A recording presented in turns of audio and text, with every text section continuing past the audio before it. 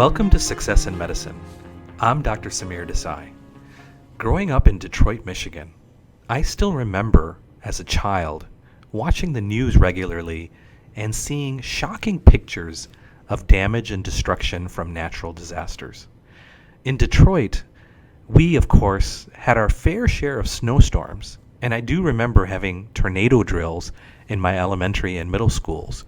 But tropical storms, hurricanes, and typhoons were not at all concerns in the Midwest. All that changed for me when I moved to Houston after residency and joined the faculty of the Baylor College of Medicine. Over the past 18 years in Houston, I have lived through a number of named storms. First, there was Tropical Storm Allison, which led to catastrophic flooding in 2001 and claimed the lives of dozens of people, mainly by drowning. Then came Hurricane Rita in 2005, followed by Hurricane Ike in 2008. And now, of course, Hurricane Harvey. By now, you've seen the pictures and heard the stories of how lives have been affected and homes have been destroyed, not just in Houston, of course, but elsewhere as well. And just as we were learning the extent of the damage left by Harvey, our nation watched again as Floridians prepared for and dealt with another hurricane, this time Hurricane Irma. As those affected by natural disasters try to put their lives back together, they often take comfort in the outpouring of support that comes from their fellow Americans. This is what makes America great, that desire to help our fellow man, especially when he or she is struggling. Medical students are no exception. History is full of examples of medical students who have made an impact in disaster situations. In the 1950s, when polio was one of the most feared diseases, hundreds of medical and dental students in Europe mechanically ventilated patients with respiratory failure. In 2001, after the terrorist attack on the Twin Towers in New York City, medical students served as runners, carrying information back and forth between different stations as part of the surgical and resuscitation teams that were mobilized. After the 2005 earthquake in Kashmir, students studying at local area medical schools were involved in search and rescue missions and delivered emergency care. How do today's medical students feel about participating in disaster response? In one survey, over 96% of U.S. medical students indicated that they would participate in disaster response. In this same survey, over 80% felt an obligation to do so. Although medical students have a deep desire to get involved, they often wonder what they can do and how best to get involved. Having helped hundreds of residency applicants from all over the world prepare their residency applications, I've become familiar with the ways in which medical students have made contributions during and following disasters. Let's start by talking about raising money for relief. To give you a great example of what you can do as a medical student, let me take you to the Pacific Northwest. There, in the state of Washington, about 60 miles southeast of Mount Rainier, you will find the Pacific Northwest University of Health Sciences. Within a few days of Hurricane Harvey, student members of the Emergency Medicine Club at Pacific Northwest University sprang into action. Houston native Jenna Cachillo, a second-year osteopathic medical student, felt the need to do whatever she could to provide assistance to her hometown. As one of the vice presidents of the Emergency Medicine Club, she took the lead in organizing a fundraising effort. Students held an event at the Bale Breaker Brewing Company to raise funds, and the money from the event was donated toward Harvey relief. Through the organization's efforts, about $1,000 was raised in just a few weeks, with efforts ongoing to raise even more. Medical students can also lead initiatives to collect and send medical supplies to disaster-stricken areas. In 2004, an Indian Ocean earthquake triggered a tsunami that affected Sri Lanka. This was especially difficult on Dr. Himali Vijayasurya, who lost both her aunt and uncle in the disaster. At the time, she was a second-year medical student at Vanderbilt University. Knowing that hospitals in the area would soon be short of medical supplies, she worked diligently to collect supplies and then partnered with Sri Lankan organizations in the U.S. to send these supplies to relief organizations in Sri Lanka. She also collaborated with other Vanderbilt students to collect materials in hospitals that could not be reused and send those materials to hospitals in affected area. Some students seek opportunities to travel to disaster areas and directly impact patients affected by disasters. Are such opportunities available to medical students? The answer is yes.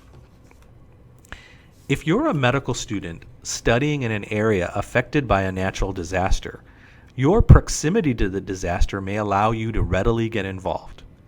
But clinical opportunities are not limited only to local students. Stories abound of medical students who traveled as part of larger teams to deliver emergency care. In 2013, when a typhoon made landfall in the Philippines packing a powerful punch, there was tremendous damage to the area. That typhoon had maximum sustained winds of 195 miles per hour, and it was the strongest tropical cyclone to landfall in recorded history. It left behind in its wake tremendous devastation. 6,000 people died, and another 29,000 were injured, and over 4 million were displaced. Immediately after the typhoon, a group of Hawaii-based physicians traveled to the Philippines to offer aid. With them were 3 medical students from the John A. Burns School of Medicine in Honolulu.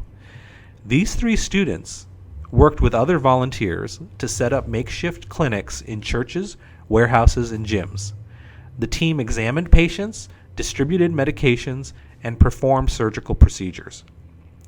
If you're interested in doing what these students did, I would encourage you to explore possible opportunities through your medical school Office of Global Health. You should also know that there are hundreds of organizations that provide disaster relief all across the world. As a medical student, you may be able to join one of these teams.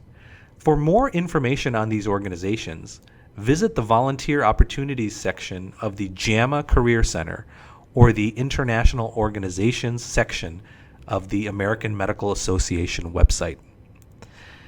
Non-governmental organizations that mobilize response teams after disasters often have existing teams in place. Immediately following these disasters, they receive many phone calls from doctors, nurses, and medical students seeking to join these teams. For these organizations, it can take time to process these requests, and that can leave medical students with a strong desire to help, feeling frustrated and disappointed. It's important in these situations to continue to work with these organizations rather than trying to go off on your own to the affected area. Why? Because as eager as you may be, your lack of experience and training can be impediments to the work you want to do.